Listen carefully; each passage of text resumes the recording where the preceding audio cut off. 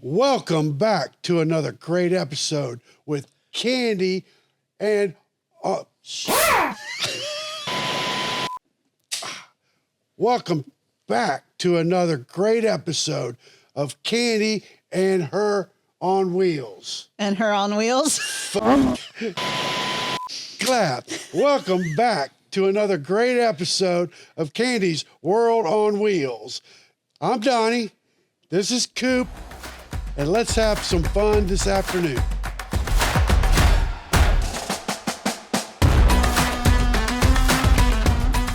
Thank you all for joining us again for Candy's World on Wheels. Today we have the Coopsta. I'm back. And Donnie McRosephine here. Both of these gentlemen have sordid history in the Atlanta motorcycle community. They may or may not have some pending warrants from the mid-'80s still hanging out there. We will find you. Yeah. Or illegal insurance claims. Statute. I don't know what statute of limitations is anymore nowadays. Crashing I guess for it just cash. depends. Possibly. Yeah. Yeah. All right.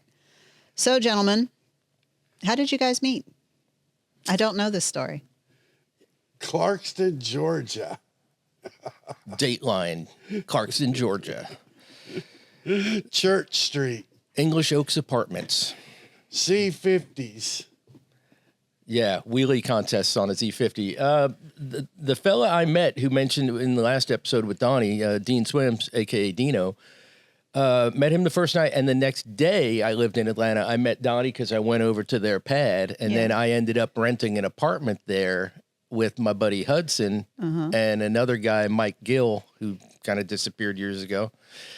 But yeah, day 2, I met Donnie. Day 1, I met Dino. So And you stayed living here after that? He tried to scare me off, but I told him I can't be scared.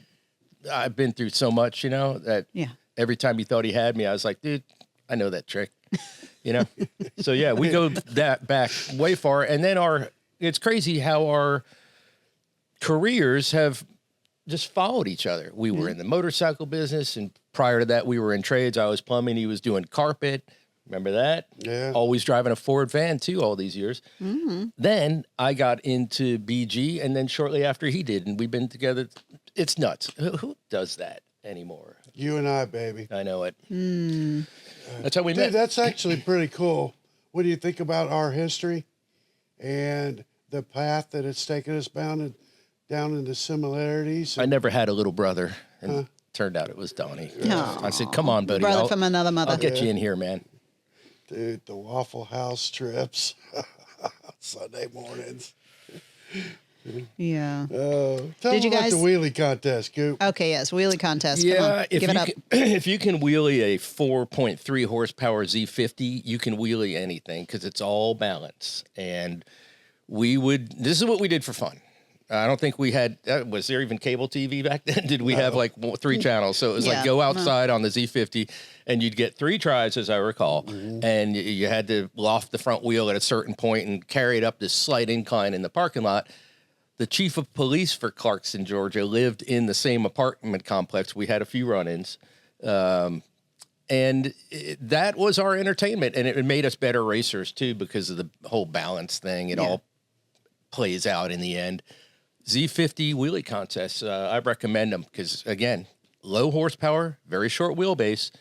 If you can wheelie a Z50, everything else is cake. Yeah. Well, I'll let somebody else take that over. We'll continue on with our slow races, Dude, that slow racing's pretty freaking bomb, too. It is, I need to actually. try I've done It it is. at Barber. Yeah. And that's a lot of excitement. It is. It is a lot of excitement to watch people go as slow as they possibly can on a motorcycle. It's because just- then you start rooting for oh, put your foot down, put your foot, make this guy mess up or make this girl mess up. It's pretty funny. Yeah. No It was- dabs, right? Feet on the pegs whole time. No dabbing. Yes. Yeah. That's automatic disqualification. So how many hours and hours and hours did we just ride C50s? Countless. Yeah. Yeah. That I've probably was- got about 7 of them right now. Various year models. Nice. Yeah. I couldn't have them when I was a kid. I Yeah. was forbidden. Oh, damn. Meanwhile, Donnie was fed bikes his whole life from his mom and pop. Here you go. He's 3. Like a Pez dispenser. Barely got out of crawling. He's Yeah. already on a... What was your first bike? QA50. And I tore it up. Yeah. We talked about that. Nice. You know what? And I'm flowing so much better in this episode. It's because you. You guys and your chemistry. Yeah. Yes. It's exciting to be here with you, Coop. Oh, y'all want to hold hands? Slide over a little bit. Oh, come on now. I'm all up in the corner now, Donnie. You got me cornered. Are you not secure with your masculinity? No, Okay. I kind of am. Sort of. Yeah. All right. So you guys met, apartment complex, Z50 wheelie offs all the time. Give me some more juicy bits from that time frame. A block What? away from cycle nuts and bolts. The hub of road racing in Atlanta. The guys on the west side will tell you, oh, we had a shop out there too that would, no, you didn't. Cycle Nuts and Bolts in Clarkson was the spot. Yeah. So many people came through that shop compared to any other shop. I think they're still in business. Have you seen them? Are they? I mean, it'd be amazing if you'd be going on 60 years or something. It's like a record store now. Oh, right. Okay. Yeah. Playback vinyl type material. It really is a record store, is what you're saying. Yeah. Okay, I thought that was some kind of Might be euphemism. a restaurant. I don't know. I'm just. It's a combination restaurant and record store. Hey, That's a nice concept. it could be. I think we could roll Only with thing that. missed is a coffee shop. Well, you can Yeah. get a coffee, but no, the coffee shop vibe Yeah. would be lost. Yeah. Yeah, a Well, combination for all the all three. audio files out there, that would be a great That'd be thing. hip. Yeah. Yeah, so in the early days, Frank. I had an old bike. I'd just been coming off an injury from up in the mountains where some dude blew me into the woods by sliding into me. That was bad. Donnie, meanwhile, comes up with the first year 500 Interceptor and decides I'm going to run this thing in Superbike, and was starting to notch up wins immediately as a novice. And we got him off the street at some point. I think it's when you dragged your actual blue jeaned knee going around the La Vista, Lawrenceville Highway to 285 on ramp, and he comes back to the apartments. His knee's all bloodied. I got my knee down. I was like, "Yeah, I see, dude. Get the Bactine and some bandages." Ride. I didn't go on their Sunday ride. Remember Saturdays and Sundays we'd put like 300 miles a day up in the mountains. Oh man, And 'cause drinking I from water pulled that hoses. shenanigans. Yes. Had like $3 to try to buy a bag of chips and a Coke. Being broke. There was some. No, it sucked. Man, you had $3. That was good. That was Yeah. good. English jokes. What? That's a great memory. Yeah, I mean- I'm pretty sure that my girl Anna lived in English Oaks with her mother back in the 70s, No way way. before we were there. Yeah. Yeah. She pointed out, we drove by, and I lived there, and I was like, shut up. There's no way. Oh, my God. The history out of that place was pretty crazy. But, yeah, just getting into racing and having very low-dollar fun. Yeah.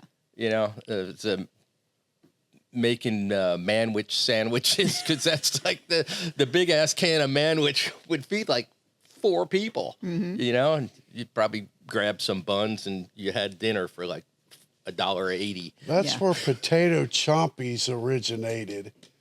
Dino's. God forbid I Dino, really? Give the recipe for potato chompies. First, smoke a bunch of weed. I know y'all. And then, We did. we were quite the head. Well, I never. yeah, whatever. It's I want to have a It's like a quiche today, Candy. A quiche? Yeah, it's yeah. potatoes, onions, bell peppers, mushrooms, bacon, it, sausage. Whip up a bunch of eggs and pour it in there, bake it. I think it's kind of like a Rises frittata. Almost like a That's what they quiche. call it now, and then they get like $9 a slice for it. Where do you go? That's cheap. Yeah, I'm not over on this side of town. But yeah, we were Potato throwing stuff chompies. together in the pan, and whatever came up, it would, no matter what the ingredients were in the potato chompies of that Sunday morning before we'd head up to the mountains, that's what they were. So whatever was left over or whatever. So basically, in the pan. it's like refrigerator leftovers. That's where it started. With a potato base. With Yeah. the potato Yeah. base, Yeah. yeah. That's where it started. So one day it could have like pizza in it and Maybe just like the pepperonis off the pizza and then reuse the cheese. Did we ever do that? We probably did. We were broke. Yeah. You know, you had to get and creative. that actually could have, I think you guys were pre-pizza delivery affordability too, actually. Domino's had a 30-minute guarantee back then. Did and they? if it was free if it was over 30 minutes. And that's all there was no Papa John's, Pizza Hut didn't deliver, none of that. Domino's started that. And then they had to do away with that because they were, I don't know It's if Atlanta they were and losing traffic. a bunch of money or whatever. But remember the 30-minute guarantee? And it was always like, I don't even know how you'd prove it. It's like, check your call log, man. I was called in at noon. You dudes rolled in at 12:32. Yeah. I want my free pizza. Right, Yeah. lunch hour. Yeah. Probably led to a bunch of aggression, and then they had Maybe. to tone it down. Yeah. That was the precursor to Atlanta traffic 24/7. I'm in it every You day. remember the beans and cornbread? I don't know. We're back being when we were broke, trying to make $1 stretch. I'd hit this brand idea that, we'll just do beans and cornbread. Well, I go buy these beans and start to soak them. Well, I end up with 3 pots of beans because I didn't know they'd swell. They like swell. that. We're eating beans for 2 freaking weeks because I was too damn cheap to throw them out. The musical fruit. Yes, I'm sure that must have been a wonderful thing in the bachelor pad. Beans for 2 weeks. Oh my gosh. I don't remember that one, but I'm glad I missed it. Yeah. It sounds like it was flavorful. Yeah. A necessity. Gosh. So when you guys have your street bikes, you're going to the mountains on the weekends, and then you shift into your trajectory of racing. Did you guys race together ever? Or was that in different times? No, I don't know that we ever did. Maybe in an endurance race, maybe once, because they were a year ahead of me. I got hurt in '83, and they all started in '83. So by the time I came up, Donnie spent 1 year as a novice. Boom, right to expert. So did Dino. And then I started as a novice, and then I was I couldn't dedicate that amount of time to being at the track just from job requirements and whatnot. So oftentimes I'd show up Saturday night, no qualifying, no practice, start at the back of the pack on Sunday. Meanwhile, these dudes were heavy into building their racing resume. Track time, no replacement. No. So we never really ran together. I think I saw you in one endurance race one time on GTU 600s. Yeah. That was about it. Now, he did let me borrow his leathers one time because I guess That's at Roebling Road. at Was it? Roebling, and I crashed in them. Oopsie. And they were, I don't want to say they were pristine, but they were pristine adjacent. Yeah. They were so nice. Yeah. And I gave them back to him, and they were kind of scratched up. And that sort of sucked. He was good about it, man. Yeah. I really got to say, you handled that well because I probably wouldn't have handled it that way, in all honesty. Well, that's what they're for. Yeah, but Maybe I was thinking I was getting another free pair. they were in Donnie's defense or whatever. They were free from KO Racing. Yeah. And at that point, I probably mentioned that. It's like, what are you griping about, dude? You didn't pay nothing for them, and now they're broken in. Yeah. Maybe you won't crash in them now because I have. Now they have patina. Yeah, Patina on them. Yeah. Roebling. Kaito. What a great track.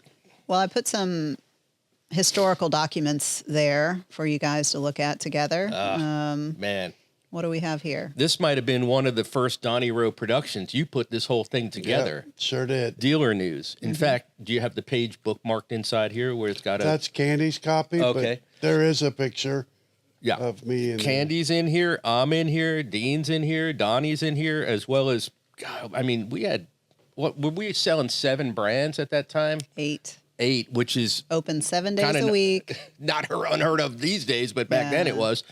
And Donnie put that whole thing together with Dealer News. How did you do that anyway? I don't even know the story of that.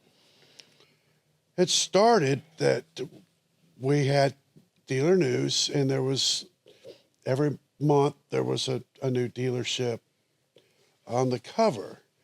And I wanted our dealership because Katie and I talked about this in another episode, that passion, and my passion is so strong for motorcycles, and I wanted that. So I took the idea to George and then to Bob. Bob bought into it, and that's what started it. If you remember, Bob was a camera guy, a photographer. Yes. Yep. So I have a lot of his pictures, very, actually. I have a lot of them. he wrapped his brain around this thing, and we worked together. But he went and bought specific lenses for the lighting effects because he was convinced that the pictures were going to get It sells it every time. Yeah. get them in there. Yes. So, but that's this magazine and my passion for where we worked and just the motorcycle industry. I wanted our dealership to get some notoriety, you know, to be recognized. And it turned out it worked. It was mega. I remember we all got those jackets for Christmas. So this picture was probably taken shortly thereafter. And you may recall we didn't have the shop updates, and they blew out the windows to the front and got us a bunch more. The remodeling, and we didn't have the name sign wasn't up. even on the.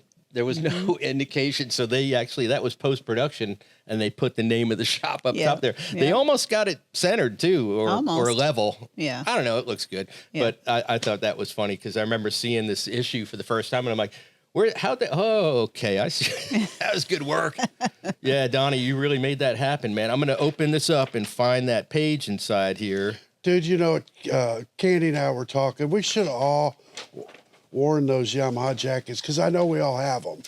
I gave mine to Hudson because he's such a Yamaha guy. He's such a Yamaha guy. Well, I've got mine somewhere. 32. I've got mine, and there's still quite a few people have theirs. yeah, And it's because of what it is and where we were at the time. It was something that was, you know, we held close to our little putters. Well, when you see that jacket, you know it indicates something immediately to you if you ever see somebody with one. I actually saw one for sale on eBay, and I ended up buying it. Same bomber jacket, which I thought was weird because Don't be wrinkling up I'm that. trying not to wrinkle it. Here's a Donnie Rowe picture. Does that thing have zoom on it? Can you get in there? We'll get them in there. Yeah. Handle it in post. The Dunkinator. I think you got no sideburn. It was the 80s, man. No sideburns. It just went straight back.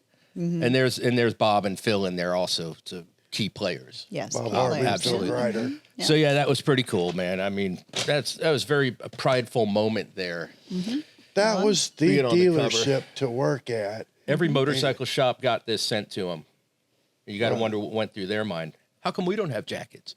Yeah. How come we're not on the cover? Yeah. Because they don't have a Donnie Rowe on staff. Listen, can I message this to my wife, Tracy? This started my attention getting devices in my brain.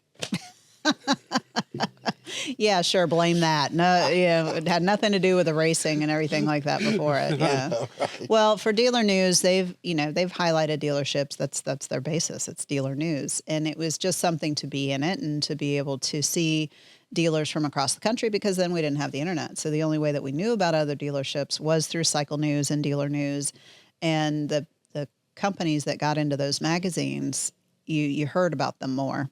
And you knew about them. And to be from a small dealership in Roswell, Georgia, in the early 90s and mid 90s, and know that people in California know who you are and know about the dealership, that was always something pretty cool. And it goes back to some of the things that we feel in this day and age are missing just a little bit, that connection of the dealerships. Because we don't have Indy anymore. There was big industry events that everybody would go to, everybody. And that is, I think, one of those key components that's gone by the wayside. And they've tried to revive it with the AIM Expo, but it's just not ever carried the magnitude of the Indy show did. And I would like if we could get back to that. But, dealers themselves are their own worst enemies sometimes. Man, Nobody wants to changed make so the much. time. Nobody wants, it interferes with inventory. It interferes with this. It interferes with my kid's school break. They make a million excuses. But really, if everybody would get together and meet each other and, work together in this tiny little goldfish bowl, it would really strengthen up the industry, I think. That's the way I've always viewed it. Yeah, that's a great point. I mean, how many look at SEMA. I mean, they've gone from success to success for, I don't know, I don't know how long they've been doing it, but it's at least a decade or two. Yeah. And everybody knows it. And back then, the indie show was big. I didn't even know it went away. Of course, I've been away from the industry for a while. It's been gone for a while. So yeah, I mean that was mega. And you look at the shops. We know of other shops from California. I've never been there, but I know the name of that shop, and I know dudes who work there. You got a guy here with the Ducatis that I met years ago in Seattle because I got brothers in Seattle, and I was visiting, and I drove over to that shop just to let those guys know, hey, I'm out of Georgia, out of this shop here, blah, blah, blah, talking to them. You felt like you had some connection. Yeah, because immediate connection. You'd heard that shop name, and it was through racing. Yeah. These guys from Bellevue Suzuki were sponsored, and they kicked ass at this race at called Pacific Raceways now. What was it called back then? No, Seattle International Raceway. And Coop is one of those time and date guys that I reference occasionally. Time and date. Yeah. On August 4th of He's got a great 73, memory with I that fell out of I a tree know. and busted my nuts bad, man. I remember it. It doesn't always have to be a bad thing to remember it, but I remember that one, man. Ugh. Yeah, I took a trip this summer with my son, and we went to Michigan and back. We did kind of like a big U, and the point was to stop at a lot of dealerships along the way.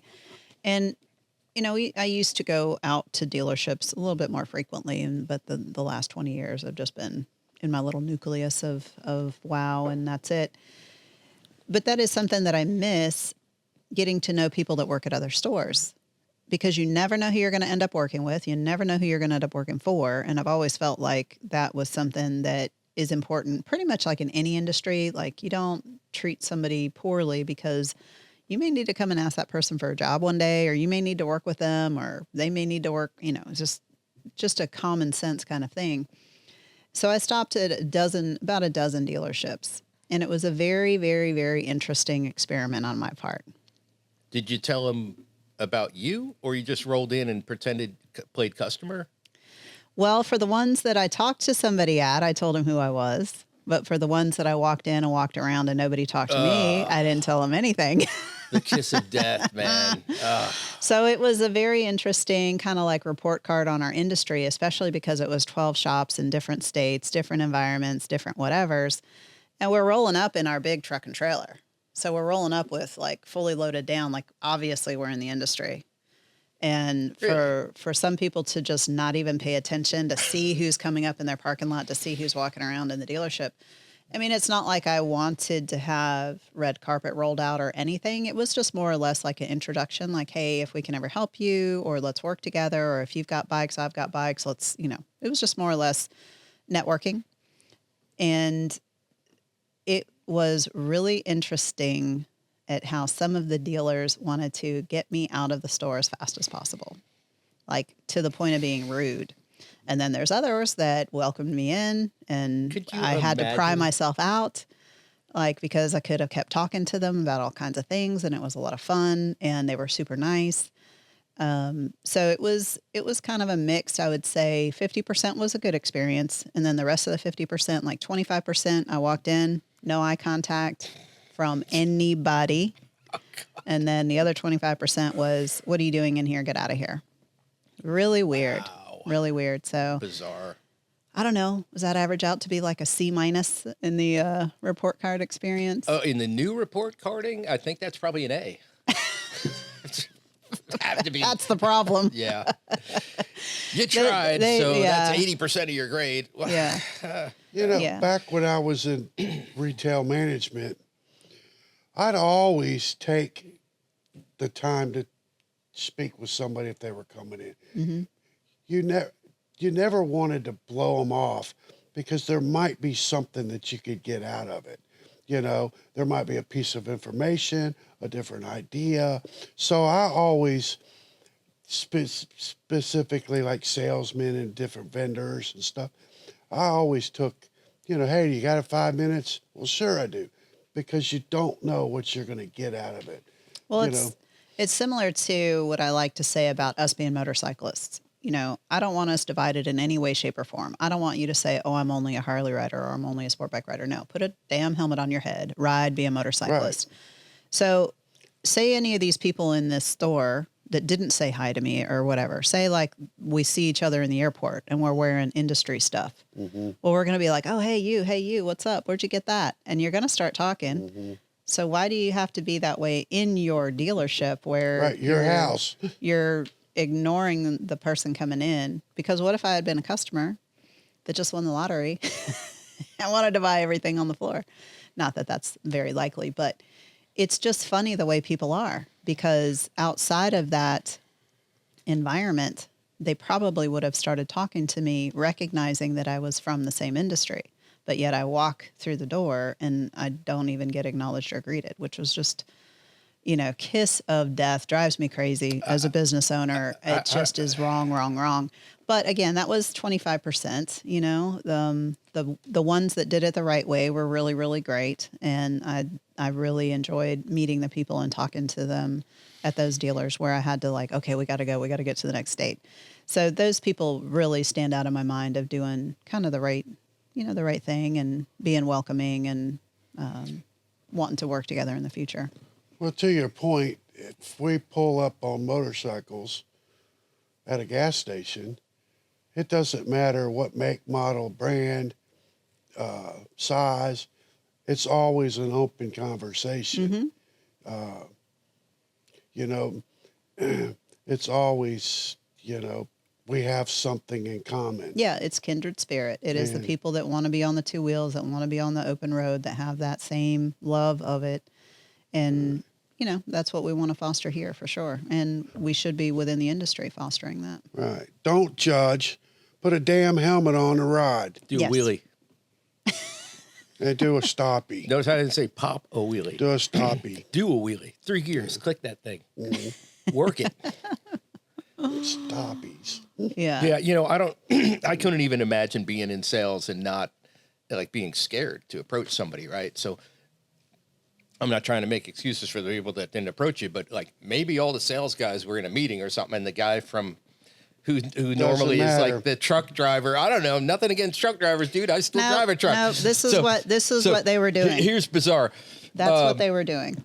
There's no excuse. Have you noticed that just about every store you go into now, welcome in is the phrase? Have you noticed this? No. Which is just me? Yeah. They say welcome in. I don't know.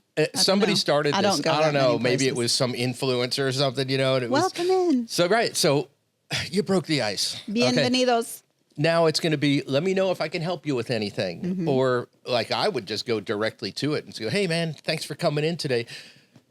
I don't know what you're looking for, but have you seen this? And just take over. Mm-hmm. You got to take over at first. And you just said it before, and I said it that last podcast was, do you got 5 minutes? Mm-hmm. Oh, man, it's beautiful. Because we were talking about that last time. Mm-hmm.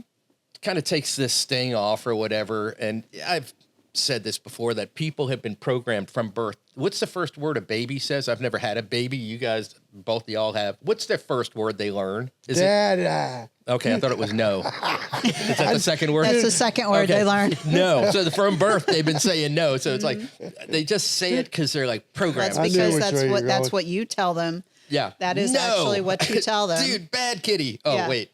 So I think they're just programmed to do it. And I think the welcome in takes the sting out of it, or somehow it's, they hear it everywhere from, walking into Ulta to buy fingernail. Oh, that was that one time. Any store, any restaurant, it seems that's the thing now. So it may have come from Chick-fil-A. I'm not sure. There's a lot of marketing and customer service stuff that stems from what Chick-fil-A has done.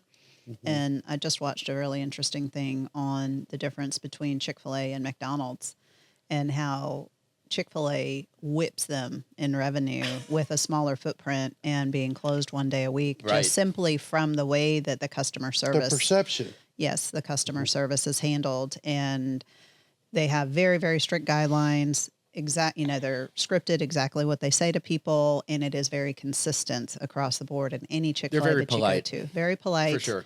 Never, ever do you see anybody on a cell phone. If they do, I think that's kind of like insta-firing. And it is, it's our pleasure, my pleasure. Welcome in. How are you? I say that all the time. Mm-hmm. Well, now anytime anybody says that, I'm like, did you work at Chick-fil-A? I say because no problem is. There's a I don't know where subliminal no deal there. problem. I don't know where no problem came from, I mean, but it's like the Australian. No worries. No worries. Well, the no no worries. problem is sort of like indicating there might have been one. Yes, So that is a let's very just drop hard. that. That's a very hard habit word to break because I think so many people say, "Yeah, yeah, sure, no problem." Whatever. It's another thing, a conditioning, a programming thing, Yeah. and they can't change the flow chart of he said this, I should say this. It's habit. It's habit. Like sometimes It I is. even if I'm leaving a restaurant or something, I just say the wrong thing. Like Dude, like I have hope this- you enjoyed your food. Yeah, I hope you did too. I mean, sorry. Have a good night too. And they're looking at you like she's on Have a good autopilot. vacation. Yeah, you too. Oh wait, no, I'm sorry. I'm on vacation. Yeah. Dude, I have this client that their new verbiage on the way out is farewell. That's weird. Right. And Like I bon went, voyage, farewell. Yeah. I'd be Hasta turning luego. around and go, "What have you heard?"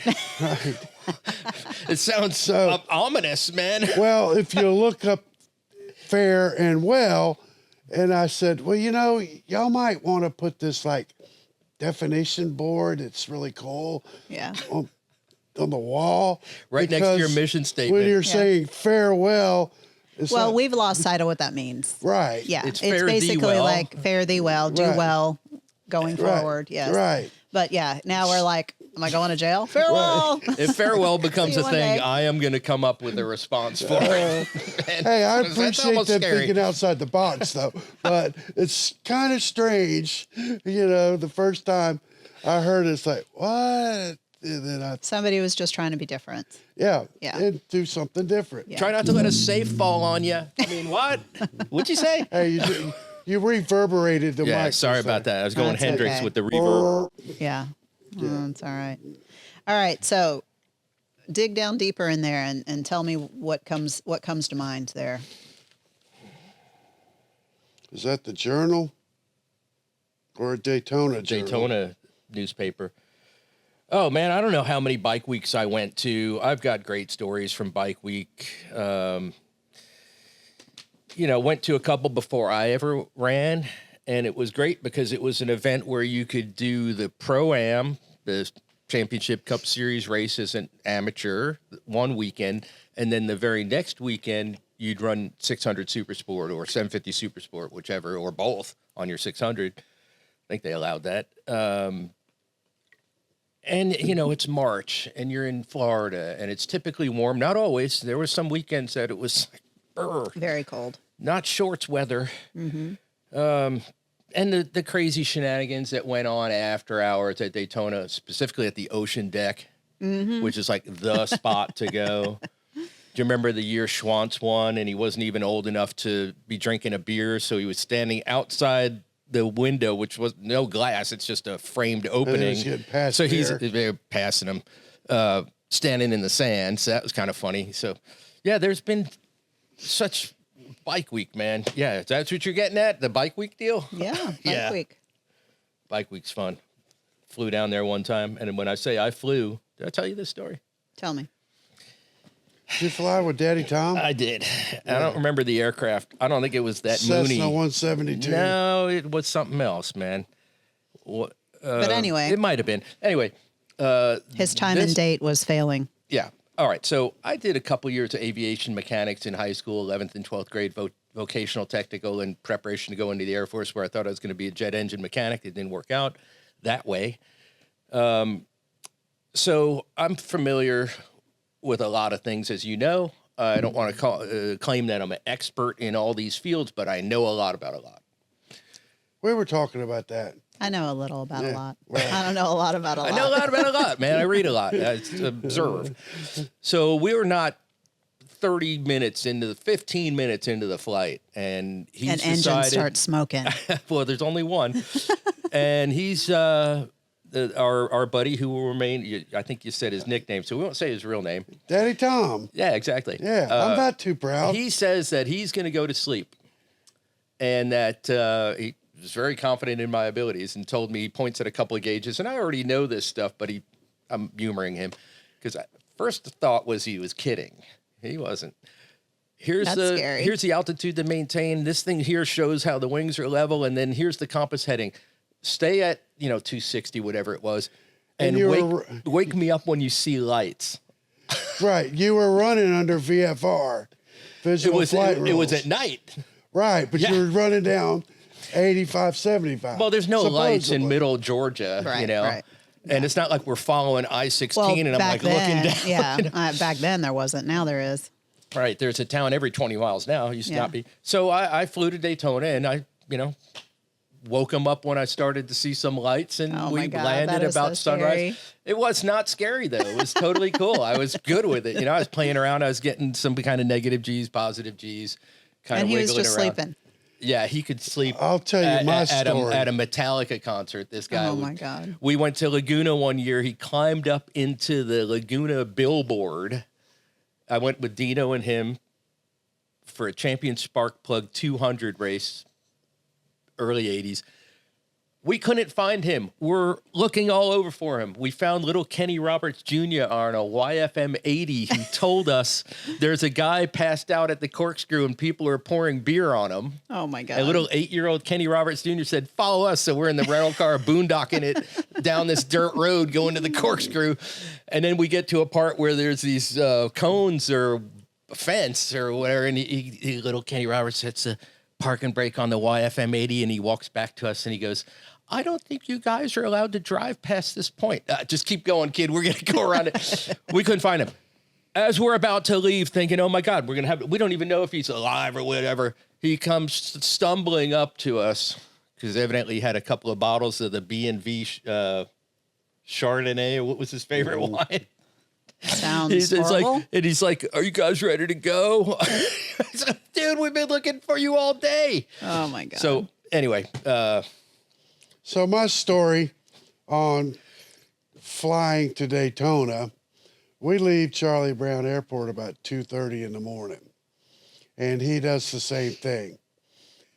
He's ready to take a nap. He gets me up there. Is that even legal? And FAA? No, Is that- it's not. Okay. So I went to flight school when I was 14 and did all my ground school stuff like that. So I also had some kind of knowledge of what I was doing, but I didn't pay attention that well because I'm like 19, 20 years old and he's passed out.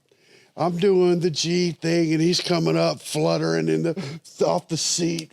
you were pulling some Boom. major negative. Oh yeah, G's I'm to get him just up. friggin'. Well, about 2 hours later, Now we're over Kansas City.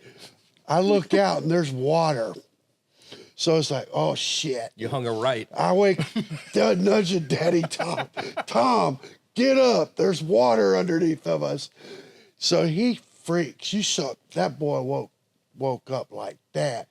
He dialed into 3 different frequencies before we could find. He figured out where we were, which we were up. The Bermuda Triangle. We're up this coast of Savannah. You weren't horribly off course. Yeah, that was pretty good. But, dude, we used to, stories of Tom, we used to would dive bomb and cut between the buildings in downtown Atlanta. Not me. Again, probably some of the reasons why there's now more rules and regulations from this kind of shenanigans. 13,000 feet blowing a fatty and dive bombing to the ground. There's one time Coop got scared. He says, get me the fuck out of this plane. You were blowing Land a this fatty. plane. That dude was only like 300 pounds. Those were the times, man. Oh my goodness. Oh, Yeah. So we got off on a tangent with Daddy Tom and flying. But, Imagine that. Yeah. it all revolved around Daytona. Yeah. Damn it, Russell. It's all Russell's Damn it, fault. Russell Scott's fault. Yeah. Russell just completed a 10-day bicycle trip from Conyers, Georgia at his ranch to Key West. He's Did you so know that? fit, it's insane. I know that he got heavy into bicycling. Yeah. Uh-huh. Yeah. They did a 10 pedal. days. Yeah. I think he's got his own He signature was averaging bicycle. like 80 miles a day. Wow. Something crazy like that. 100. 10 days, 1,000 miles. Yeah. So, Yeah, whatever. nuts, man. Yeah. No, he's got those long pedal legs. And he always did a lot of bicycle for cross He's training. in better anyway. shape today than he was when he was racing. Well, yeah, because I think that's all he does from what I Yeah, hear. I haven't that's- talked to him in a long time, but just, You may have a future guest on soon that will fill you in on I'm sure. all sorts of that I'm sure. stuff. Yeah. We go dirt bike riding. Yeah, I know he has people over at the ranch all the time. Not for dirt bikes. anymore. No? I think that liability thing. I think it's Liability his ruins peaks, everything. yeah. Yeah, it does. We've talked about that before, how a lot of people, kind of get upset. Well, why don't we do this? Why don't we do that? Well, it's because somebody gets hurt, somebody gets sued, and then you can't afford to have people on your property anymore. Really, that's what it comes down to. I mean, that's an obstacle for you and your business. Yes, it is. I People mean- think insurance pays everything. No, insurance costs business owners and individuals. You don't want lots to pay of the money. deductible. Everybody. I mean, Yeah. if you did have an incident, it's a $10,000 deductible. Right. For sure. It better be catastrophic for that. Mm-hmm. I mean, that's the business side that people don't understand what you do. Yeah, they don't, Yes. but they find out.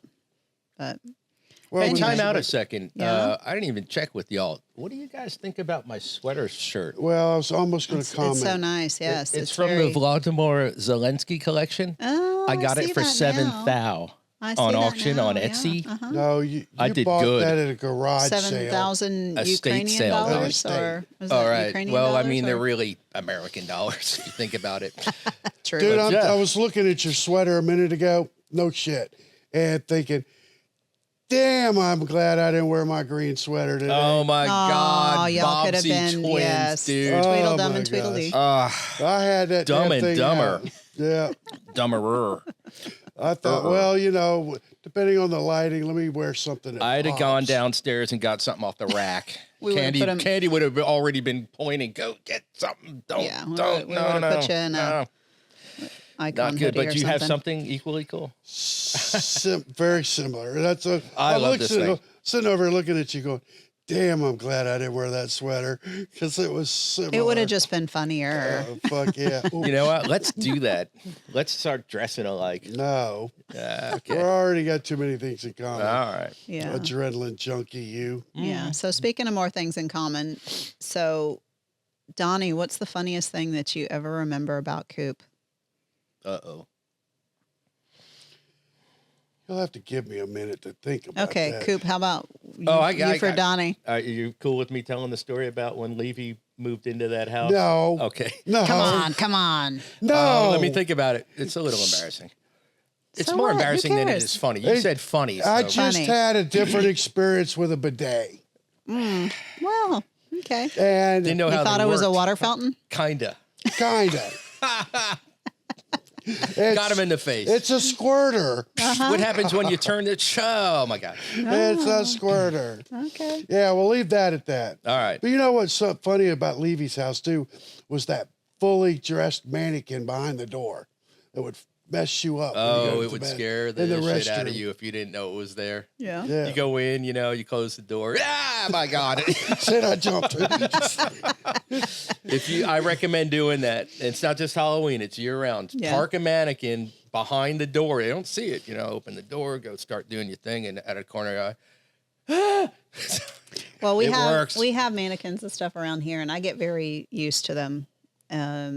And I could only imagine putting them in the bathroom. But for me, I want it to be a mannequin, and I don't want it to be a person standing there when I'm leaving at Yeah. night by myself. Oh, I get the heebie-jeebies, man. Sometimes if I got to go So- in the basement for something at night, I'm putting all the lights on, man. Still to Yeah. this day, I know, isn't that trip? it's a holdover.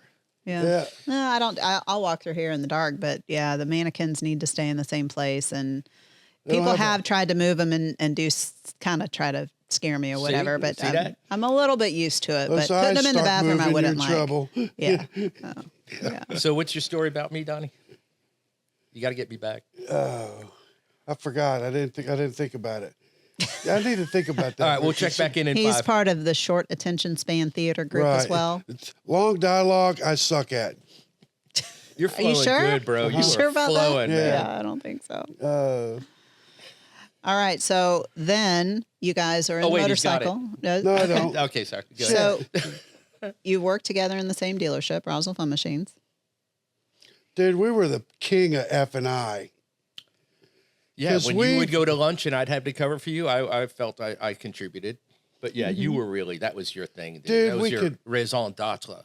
You were FI guy. I was sales manager. And I'd cover FI. Right. But you and I were, you're right. Do you all remember obviously you do, but when we would have the race teams come and it was packed house, and I think we definitely were the pioneer people for doing that on the level that was done, where we did our The Road Racer fashion Appreciation show, yeah. Night and the fashion show. and yeah. the Supercross team. And the Supercross teams. And yeah. I don't know if we involved the Ride for Kids Pediatric Brain Tumor Foundation deal was along with the Road Racer Appreciation. Was it the first thing, or was it a whole nother event? No, it's but a different we had a event, I ride. believe, They had yeah. a ride that we sponsored and took part in. Mike Trainer. Mike Trainer and his wife Diane. Names, places, dates. Yep. Yeah. There you go. That was huge, man. That was really, and I mean, I know somebody who, as a child, survived that and is thriving now, man. So it's amazing what they've done in that field. Mm-hmm. Yeah, That cool. is definitely a good memory when the ride was at its peak with hundreds, if not close to 1,000 bikes going down 400, and people would be on the bridges with, at least waving, and People some people were would go, friendlier back then. yes, you meet the nicest person on a Honda. All 5 fingers were showing. Yes, instead of just the one. People, Yeah, calm down. Yeah. Be nice. and those went on for years, generally without incident. But you're that's right. the cool When thing. you think about it, just like the different aspects, it's just not the racers showing up and sitting behind a desk and signing autographs, but there was so much more involved, like that fashion show. You know, I don't remember the fashion show so much. Probably was You I don't? in that? Yes, you were the lead fashion queen. I may have created your- some kind of block because remember I'll have to look back at the pictures, but Okay. I think you were there. Telly was one of the fashion and the gurus. I believe it. Yeah. I have a video from the motorcycle show. I don't remember which one it was, but it was 1996. And Bob had gone down and filmed it with a VHS tape. So it took me forever to watch this because I had it in that collection of the stuff that I kept from the store before it got closed down. And I didn't have a VCR for the longest time. But then when my son was born, we've got all this stuff, and my mom's got VHS tapes and everything. And I'm like, man, I don't want to have to buy all the Disney movies again. So Let's see what's on this one. I got Oops, off. I did have one of those, the Tommy and Pamela video. Anyway, I bought a DVD and VHS player, and one of the first things I did was I was like, I want to see what's on that tape. So it was Bob walking around the motorcycle show, and Roswell Fun Machines had taken a huge island, and 2 things, well, probably 3 things stood out to me very, Mullets? very starkly. No. Okay, sorry. Everybody was dressed like business attire. All the guys were in black pants, white shirt, tie, girls, black skirts, white shirts, just very, very well dressed. The people walking the show, many of the men were in blazers. Nobody was in pajamas. People were dressed like kind of Sunday best or wedding attire, which I know is weird, because then it started making me think back that, yes, when we would be in the dealership, we often wore business attire regularly. And especially for events, we all dressed very nicely. And you don't have that much anymore at all in society, period. But then the other thing was people walking through smoking, and that really stood out because I was like, oh my God. And this is 96. To me, that doesn't seem that long ago. I'm like, No. yeah, people were walking around smoking I'm inside shocked, the 'cause Congress Center. It was inside the Congress Center. Nuts. Yeah. I don't remember when they stopped indoor smoking, but it seemed like it certainly was before then, but it wasn't, because there's multiple people walking around smoking. Right, that It's doesn't so seem funny. very long ago No. to It be is. able to get away with that. It was. Yeah. So I want to have that put onto some kind of other medium and put it up online or something. Oh, But it was people get a kick out of it if hilarious. you just had it playing on random screens. And then, of course, seeing the bikes and everything like that was pretty awesome. It was very, very funny. But, to have that snippet of time and to just be able to snapshot it and compare it to today, and just the differences and just the professionalism and how we looked and how we dressed and how the consumers dressed, it was pretty awesome. You know, you make me think about that dealership and what it was. I mean, think about not the sales managers, but the parts people, the technician staff. I mean, there's some really talented Cam, Phil Kreider. I mean, those two guys could supersede a part and give it to you. Bobby Watkins, he could look at this and go, Yeah, oh yeah, and this Bobby is a Watkins. gear from a CMX 400 and also fits a this and that. I mean, I remember watching him go, yeah, this is a blah, blah, blah. And I forget, Bobby Watkins, yes. But We miss you, Bobby. Props to Bobby. I think he worked pretty you close. think about He does. it. What a grouping of people, Yep. of talent. I tell people all the You time. know, The whole team, every single person there was so switched on. It was really Well, that a also joy. was at the time. You know, most dealers at the time, let's call it pre-Lemco. You'd walk into any dealership and you'd have people that were way, way more on it. And I'd say, you know, we don't need to dive off into what I just said, but you know, Lemco, I do believe, was the well, beginning. they were of the trying to end of- parallel the automotive industry. no Yeah, diving. Yeah. Yeah. No diving. I'm just saying that for me is one of the markers of the decline of the experience of motorcycling. Sorry, Well, it is the way I feel about Okay, I it. just did a cannonball. Sorry. Well, it's okay. That's boring for the people because they don't know. It's not necessarily Yeah. a dive. No, it was a cannonball. I Yeah. made a big splash. That's okay. You will always make a big splash. Yeah. So, what do you guys think? Give me a good, funny, or memorable situation that stands out from the Rosalfa Machines days. It couldn't possibly be the time I crashed my RX-7 turning into the driveway trying to save a banana that was falling out of its skin. And I didn't really crash. I clipped the curb and blew out the tire. Were you there for that? You'd already left, I think. I caught a ration Yeah. for that. Yeah. I hadn't There even was a lot turned a wheel on the happening in that racetrack in a parking car lot. up to that point. Mm-hmm. But I did have it fixed that day, and I even set the alignment in the service department with strings when my buddy showed up with a tire for me, a used tire, of course, Yes, of $20, course. Yeah. that I mounted on the machine, the bike tire machine, because it's a fairly narrow rim, and had the car fixed by the end of the day. But yeah, Did you do people that would all say, while you were working? well, it was an extended lunch Yeah, break. yeah, uh-huh. So I'd do that stuff pretty Yeah. quick. And the alignment really was not that bad, but people were like, I just heard you Crashed. it's a crash. Let's call it a crash. Your car this morning, I'm looking at it out in the parking lot. It looks okay. And I'm like, it's fixed, dude. Don't worry about it. No, I'm not going to tell you about the banana. But yeah, as I turned in, I guess I kind of like squeezed, I don't know, One of those involuntary stupid action. things, yeah. I'm trying to eat this banana. It's lunch. It's breakfast. And as I'm turning in, it starts falling apart above the skids. And I'm like, and just grazed the curb, and it was like, I ain't going to live this down. I'm not going to try to live it down. I'm going to think, take yeah. my lumps Yeah. and move on. Yeah. Yeah. I think if all parking lots of motorcycle stores could talk, they would tell some very funny stories about everybody.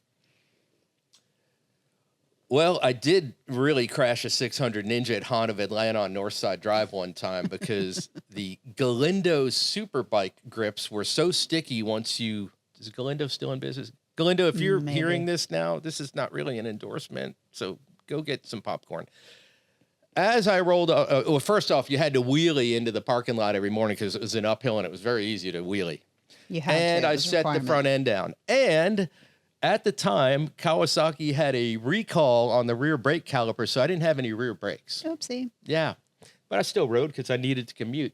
There was a stone wall about 2 feet tall, and then the parking lot of the next building with the cars facing the way I'm coming from. So I wheelied. I went to roll off the throttle. The grips held my glove, and it didn't shut off all the way because the glove stayed with the grip. And by the time I get my hand off and back on, and only front brakes, which were locked up for about 20 feet with a black mark, clipped the wall, over the handlebars, into the windshield of the car. Some Nice. lady said the next business over, they doesn't even know who we are. Broke out the windshield, dented the hood, dented the fender. I couldn't breathe for a while. Air was knocked out of me, and the dudes came running out because they heard the front brake. Folded the forks back on the Ninja. That was a bad deal. All I'm saying, kids, is if you're gonna wheelie, Don't do dumb wheelie things. towards a wall. Immovable object. And don't run the Galindo Superbike grips. They're very sticky. Yeah. Sticky is not what you want. No, not when You you're don't trying want to top shiny throttle. and hard like grips from the 70s, man, but find a medium grip Yeah. that won't take your glove and roll back under, and now the throttle plates are still open a little, and oh no. Yeah. So anyway, those are 2 crashes I've had at work. I'll tell you a story about my CB750F. I was 16 doing a wheelie in a parking lot. So I dropped the front end and I'm going entirely too fast to hit this speed breaker. So between the curb and the end of the speed breaker is a small gap. So I went to thread that gap. Well, my rear wheel didn't catch that gap and hit the speed breaker and bounced up. You must have been hauling ass. It was hauling ass. And I had let the insurance lapse on this motorcycle because I was 16 years old. But fortunately, Wells Fargo, First Atlanta Bank, whatever it was back then, they took out insurance for me. They knew. So They don't do that 3 anymore. months later, yeah, I figured out that they had insurance on the bike because it was their loan. So I eventually got it fixed. But that was a 16-year-old mistake. Shame, shame, shame. And then Could have been worse. putting too much octane booster in, burned a hole in the piston. Back when You there know. was real lead sold in a can in Right. liquid suspension. Yeah. Right. 104 plus, Yeah. 103. Something Now, what like would that do for performance? Nothing. Absolutely nothing on a basic stock motorcycle. On a stock bike, probably not, but on something high compression where you needed more anti-knock, yeah, there was an advantage. I was running that stuff on my first ever street bike. This Way is the before whole we thing. were ever in a related business. Yeah. I was already like Mr. Chemist. Well, that's funny because I was talking to Candy at some point in time about chemistry, and I said, "Listen, I sell the sizzle. Coop sells the steak, you know." But True. back in the mentality of one's good, two's got to be better. That's why you don't see BG products on a retail parts shelf because it's a different chemistry. It turns out you'll make more money with sizzle than you will with steak.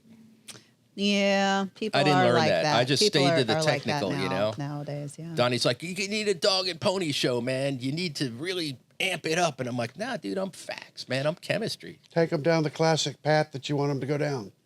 Sales 101. It mostly works. Mostly works. Yeah. So, Donnie, you didn't ever think of anything to... I came the up with spot? 2 for you. Crashing your bike Something- at work in the parking lot. All right. Well, then you're going to have to answer this question then. Who? You. Oh, shit. Oh, boy. Magic question time. Imagine you're a superhero. Great. Yeah. Already a legend in his own mind. So this isn't too much of a stretch. But your power is based on the last thing you ate. So what was the last thing you ate? What did I eat last night? A stir fry. Okay. So I So made based off the stir last fry. thing you ate, Yeah. what is your superpower and what is your hero's name? Oh, my hero's name is Bubba. Yeah, Bubba. Bubba the stir fry? It's Bubba the stir fry. And what's your power? What's my power? Based on the last thing you ate. To know how to run my mouth. Does stir fry make you do that? Come on now, be creative. Stir fry made me a rocket science. Dude, these are so squirrely. Please don't ask me the same question. I know, right? Whatever you do. Yours is coming up. Coop, my stir fry, Superpower is my Bubba stir fry, and my super power is related to motorcycles. adrenaline. Fast. Is that because you have like a lot of MSG? I had no MSG. It was homemade. All right. Dude, Okay. Candy, stop it. Hey, they're funny. They're funny because it makes I you know, think. You're I like, know. I have no idea. All right, Coop, this one will be good. So you can put your heads collectively together on this one. If your life was a cheesy infomercial, we got the steak and we got the sizzle here now. This better be a good infomercial. What totally useless product would you be selling, and what is your catchphrase? That's all Coop.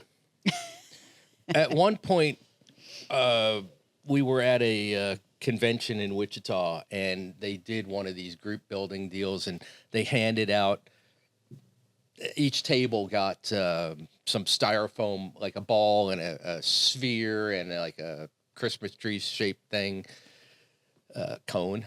It's a cone, Donnie, a Christmas tree. And I don't think you were there for this one. This is way back. And my table with my input won this deal, and we did it off of blinker fluid. Because it was like you had to come up with something that was going to be a future product. And we've all heard of blinker fluid. Yes, You've heard of snake oil. Yeah. Yeah. For the uneducated, snake oil's a thing. I could never find a piston return spring when I worked in parts. Did they send you looking for one? Yeah. Yeah. If you were in the Air Force, they would have sent you for 50 feet of flight line. I already knew that. So I looked at the dude and I was like, come on.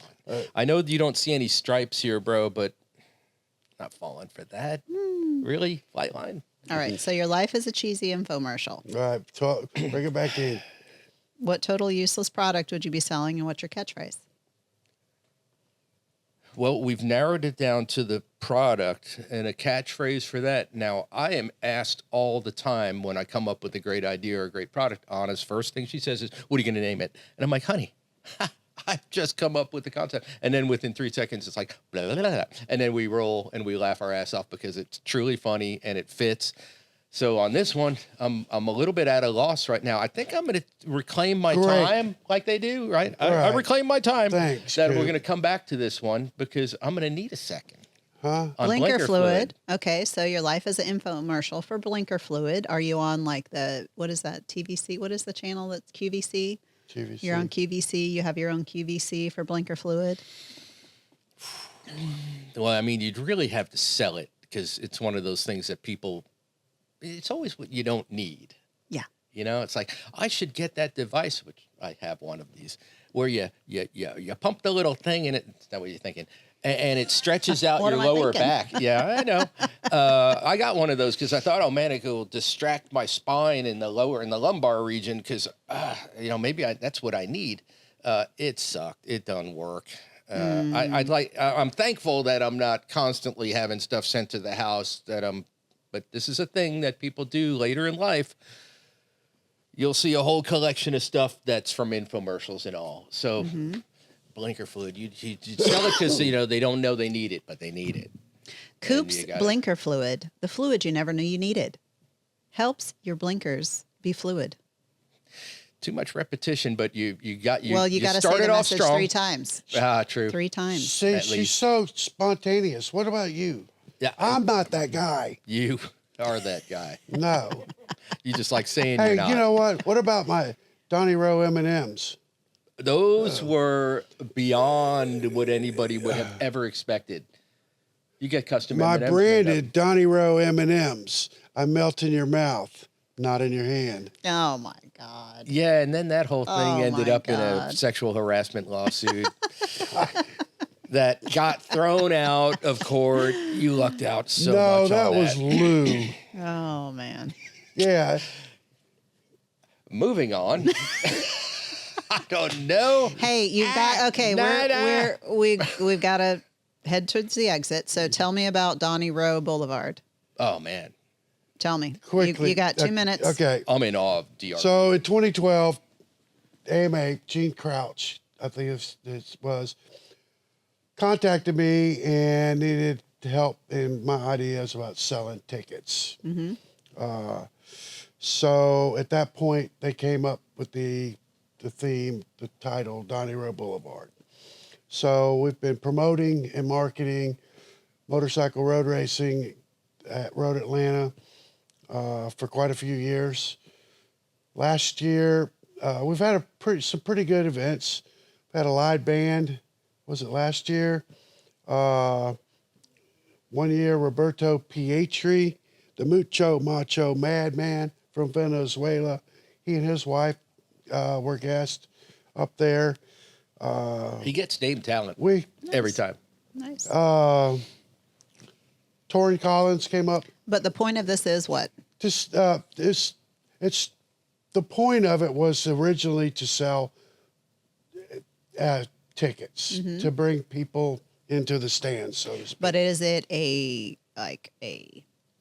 hangout place? Is it a spectator row? Is it what is outside happening? Turn 9 at Road Atlanta on the back straightaway? Is it a good viewing area? Is it a good party area? It's a very good party area. There's already like 7 camping spots been sold for this April's event. It's a venue to bring people together. It's a reason, a place to congregate. I think we had just about the entire infield when we had the live band over there. But I've fed up to 100 people on Saturday nights, but we're kind of scaling that stuff back. Back in the day, I was getting some help from the MA to do this, but it's a brand that to bring people to the racetrack. Katie, we talked about it. How do we sell tickets and get them off the sofa? And that was an avenue that somebody had created, and my name got dropped into this thing. And it's kind of ventured to Barber as well for the Vintage Fest, but I don't really, assume that, but that's kind of the thing. But it's a lot of fun. It's a lot of ex-racers. Larry Lawrence wrote an article about it a couple of years ago, and he talked about the different professional racers that can be seen out there. And it attracts a lot of people that, are people are motorcycle enthusiasts, and you never know who you're going to see over there at any given time. But the idea was to sell tickets in the beginning, and I've got numbers, and my numbers are pretty impressive. He's got the best numbers. They're very impressive. They're very large numbers. The Donnie Rowe Boulevard discount tickets, we're not doing that anymore because it was too many. If I don't know what too many is, because you can never have too many, but in a perspective of a discount and ticket sales, but it's a lot of fun, and it's a place to be, and you never know who you're going to see. Coop, will you be out there? Yes. Okay. Will you be camping, Coop? At least one night. Will you pay the ticket instead of dodging through the woods? He still knows about that hole in the fence. Yeah. The amount of money I have spent on racetracks. Yeah. I'm sure you've repaved some of them with the amount of money you've spent. It's funny. When you win a car race, they give you this little silver foil kind of sticker, and it says, whatever year it is, and then national event winner. So when you pick up your trophy, they on the back of the trophy, this thing's taped on there. So I got a stack of these things. If you drive a tin top car with a roof and a windshield, they put them on the interior of the car. In an open wheel, single seat car or a prototype open cockpit deal, there's really no place to stick any. There's no room for anything. So I have a stack of them. And I think it was Hud's kid years ago. He saw them, like they were stuffed into this thing by the refrigerator, and he pulls them out, and it's like this thick. It's like 50 of them. And he goes, "What's that? What are these?" Christmas tinsel. And I said, "That looks like it's probably $225,000. He's looking at it like, What? how can I convert those into money? It goes the other way. Yes. You convert money into those things. So that was a riot. Yeah. And then, like most things that end up being super funny, it just came right out. Okay, so DRB for 1 second. Donnie Rowe Boulevard. I wrote a piece for it that I don't know if that ever made it into American Road Racing Magazine or not. You should have brought a Coops Chronicles. Oh, over. man. Dang it. Next time. Next time. Third showing. Yes. I But don't know it if bring- John Ulrich saw the humor in it, Oh, really? Yeah. Imagine that. but Yeah. it So was Coop Chronicle all the way. Yeah. Coop Chronicle I loved quality. it. Yeah. What I liked about DRB was that it brought people who were not familiar at all with motorcycle racing, but say one of their buddies is, and they brought them along. And it wouldn't be uncommon for people to be walking up the hill there, and they'd look over, and Donnie'd be like whistling, or come on up here, man. And then, there's bikes on display. Donnie's got quite the collection. Now they're involved, and now they're talking to somebody instead of just their buddies walking them around, and they don't know.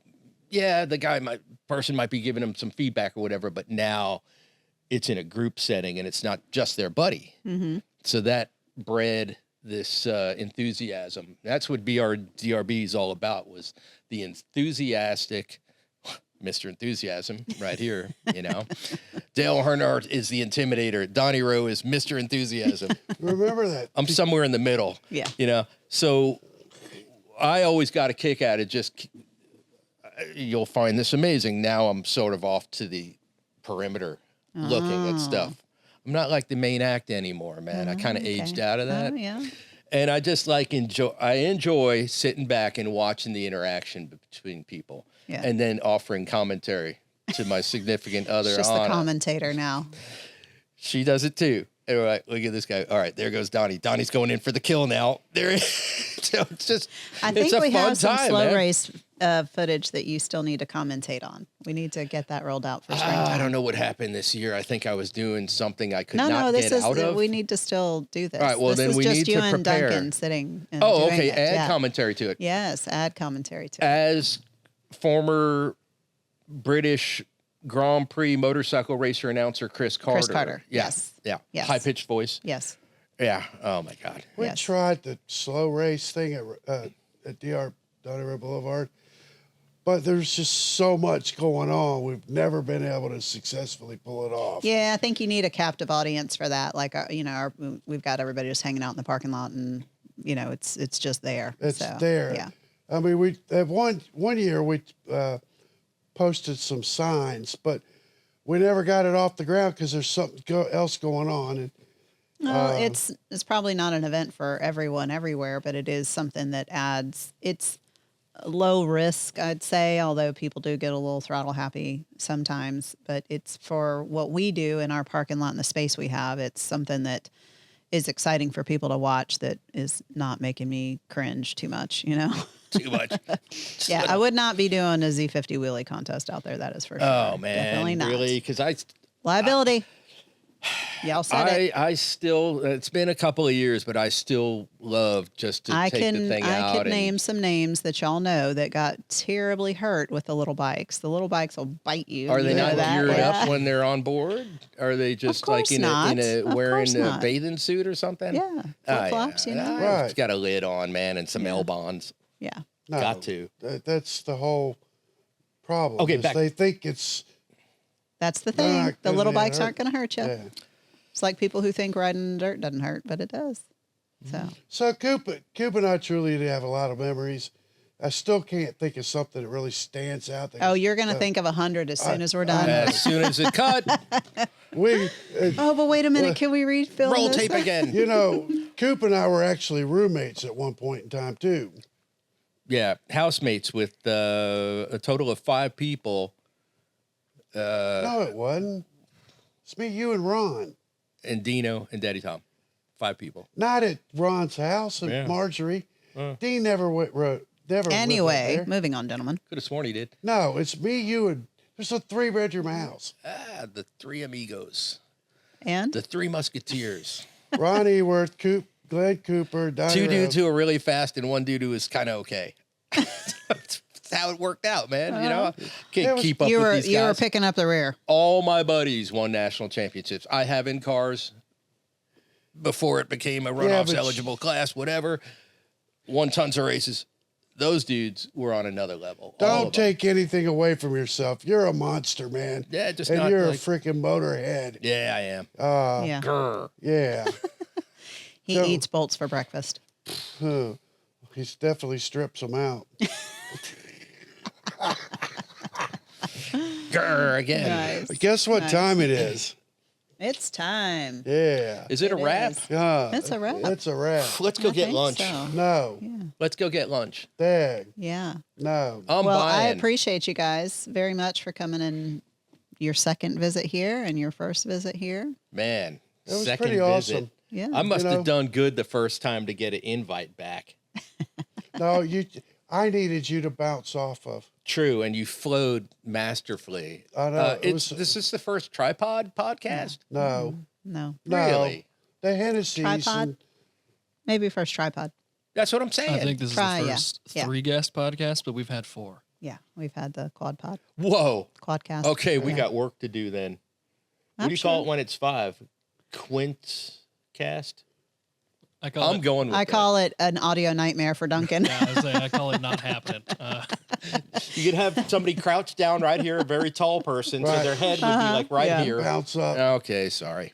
have you seen Yeah. all the equipment back there? Have you looked back there? There's a lot of stuff. back there. Yeah. We just decorate it really nicely to cover up all the stuff. Isn't that you know? just standard, though? I mean, Yeah, it you is. know, It is a Whatever's set. in It is frame a looks set, yeah. good. It's all that counts. Yeah, everything is put in place for a purpose. I got to have so- no pants on right now. Are my pants in this view? Yes. Okay. Yeah. No, you're Good going to have thing I pants on. remembered to bring pants. Yes, you're not sitting on my couch pantless. Kind of stick to it when you get up. Is that faux No, leather no, or is no. it real leather? That's real leather, man. Okay. all Sorry. right, Coop. Cheesing out. Here, put it up. Yeah.